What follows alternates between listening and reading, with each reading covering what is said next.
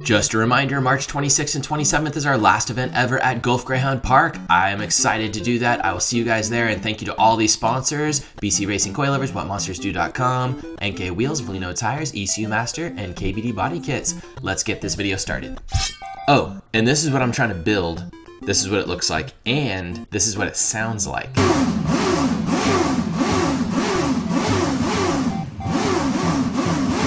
Let's get started.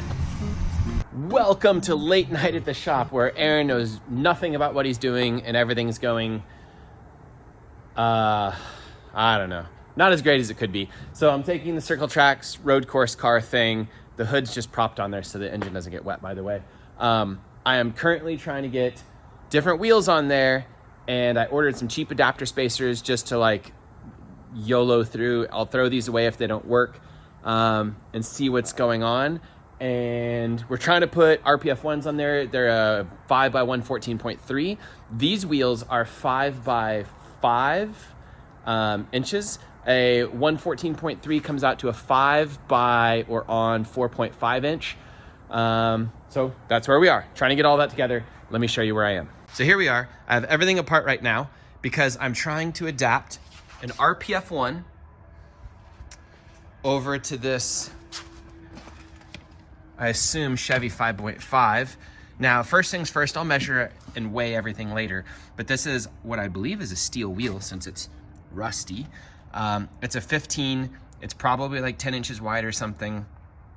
I'm not quite sure how wide this is, but it's pretty wide. But this thing is surprisingly light compared to even an RPF1, which is an aluminum wheel with this tire on it. Now, I'll weigh the tires off of them or something, but and this is obviously used too, so maybe it's missing some rubber, but this tire is way heavier than this tire. I guess because this thing has no steel in it or anything.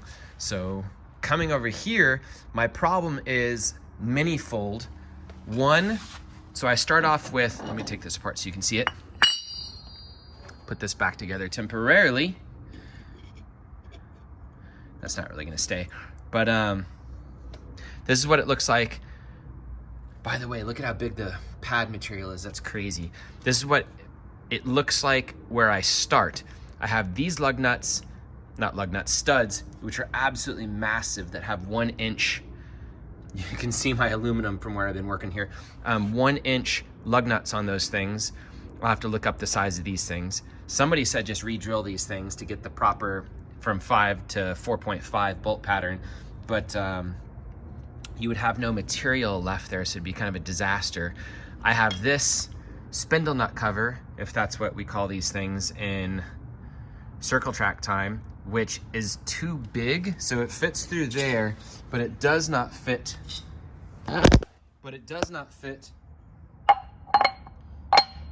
Even remotely through that RPF1 hole. So I have all these problems, and I'm solving them one by one. Now my hands are greasy. So I have this spacer. I had to open these holes up quite a bit with the drill bit over on the drill press, and then it wasn't perfectly centered, so then I had to go die grind them or whatever out. I can now put that on, so now I've adapted the bolt pattern over. Now the problems I have is, if I were to put this on, A, won't even fit through the stupid spacer, or the wheel, but I have the correct bolt pattern now, and then I have the added problem of these 1 inch lug nuts are humongous compared to other lug nuts, and they will not go through the spacer. So I need to get a different type of lug nut, if I can find them for these things, and I need to figure out this thing. Now this thing centers the wheel, but I don't really care about my wheels being hub-centric on this thing. And I guess I need to see if it makes it, I also don't want to get this thing all dirty. I need to see if the wheel spacer goes over it. I need to put down my phone to test that. And I need to figure out lug nut situation, and then I would need to cut this down so it's not protruding through there, and get the RPF1 over this by cheating by just cutting this. So I would cut it maybe right there and like right here, or maybe all the way back, probably right there to right there. Cut it down and then re-weld the thing back together. So it's just a cap. So I'm gonna close my phone and tell you where I am. I have great success. This fits perfectly. I guess because it's a 5.5 spacer, it needed to have that probably universal little hub boy right there. So that works, that's good. And if I were to use this spacer originally, I wouldn't be hub centric anyways, so I wouldn't be too worried about that. The wheel would get centered on these studs, which I can see if there's any play. So this cap no longer becomes as important, I think, as it needed to be. Remember, I am not an engineer and I have no idea what I'm doing. I'm just about to cut all this stuff out of the way. But first, I think bolting the wheels on is the easiest part. Okay, let's keep going. Our wheel solution showed up. Found some 9/16 studs with the same knurl as the 5/8 ones on here. And got some thin wall lug nuts for it, so they clear the spacers. Now I just have to knock all of the 5/8 ones out and cut down the 9/16 because they're actually longer than we need them to be. And then we get some RPF ones on this thing.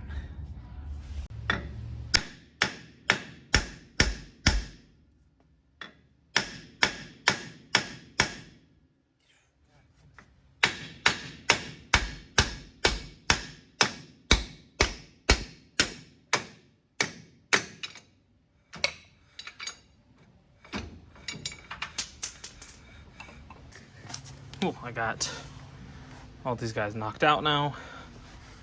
Just time to take these guys. There you go. And then suck them in. And then cut off some. But I need to figure out how far they actually stick out with the spacer on there all the way. Oh, I did have to shorten this cap. I had to cut about 1 inch out of them so that they don't hit the RPF ones. So, excuse the way it looks.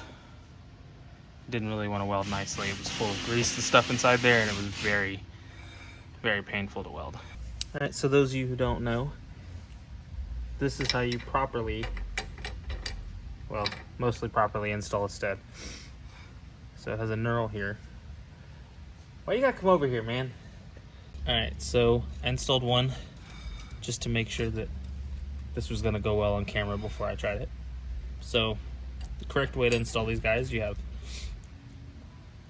a stud installer tool. I don't use them a whole lot. Usually all this is off the car and I can just use a press and press it in. But when they're on the car, you just take them through the back, put that guy there, take a lug nut, preferably one that you're not gonna use on the car, but I don't have one. So I have to use that one. Then you just take an impact, snug it up, and then you just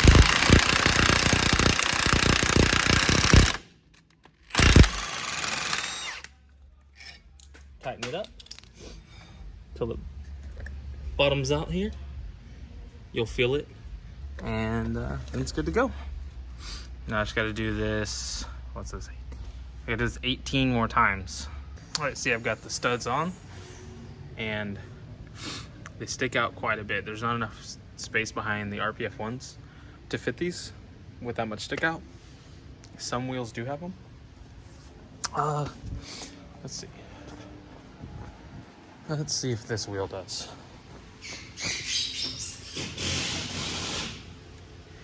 Yeah, see, some of these have a pretty deep spot there where you can fit studs sticking out. RPF ones do not. So I've got to cut these guys flush. Well, I don't have to, but I'm gonna cut them flush with the spacer so they don't stick out.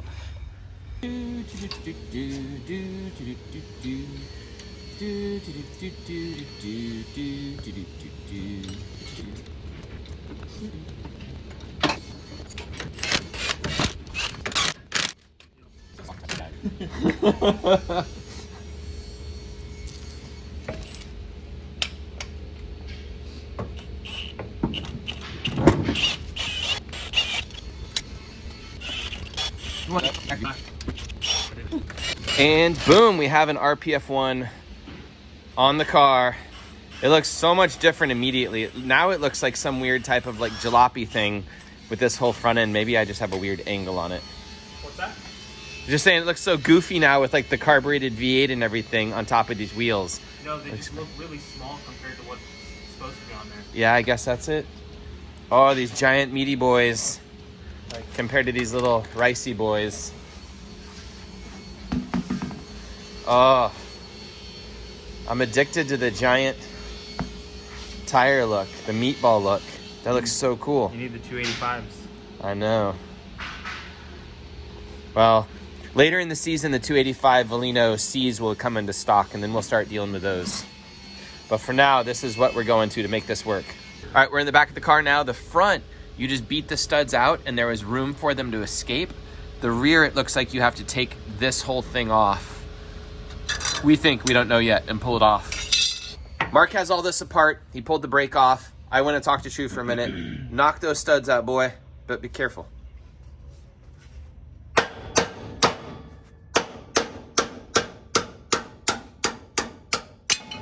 Boop. This is the hard part. What? It doesn't just fall out. I have to like move things around. The studs are huge. Let me see out. this thing. This stud is absolutely humongous. It's bigger. It's the same size, but it's bigger, like lengthwise than the front. Oh, is it? Yeah. Boom! Look at that thing. 5/8 Crazy. to 9/16.